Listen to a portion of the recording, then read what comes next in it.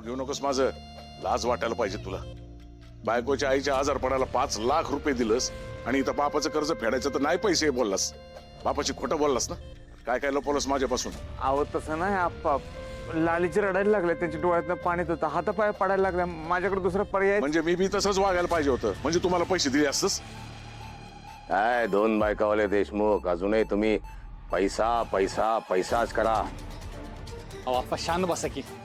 ही काय जागा आहे का घरगुती भांडणं करायची? तो किती खोटं बोललाय आणि काय काय लपवलंय ना, हे वधून घ्यायला आम्ही आहे की.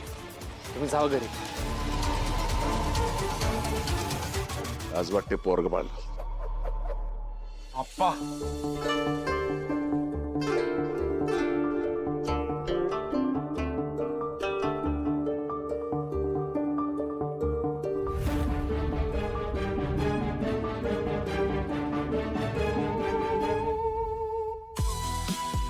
गोपाळ, काय 4 पुस्तकं वाचून तू कायदे पंडित होशील असं तुला वाटतंय? गैरसमज आहे तुझा. आणि हा जो देव माणसाचा बुरखा घातलायस ना तू, तो बुरखा कोर्टात कसा फाडायचा ह्याची काळजी मी घेईल.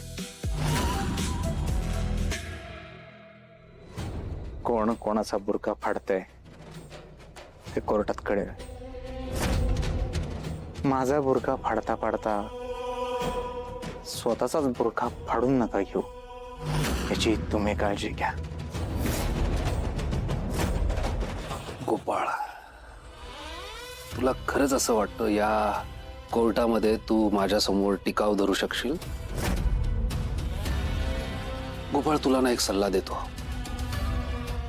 कोर्टाच्या आवारात कोणालाही विचार, कोणालाही, अगदी वॉचमनला विचार,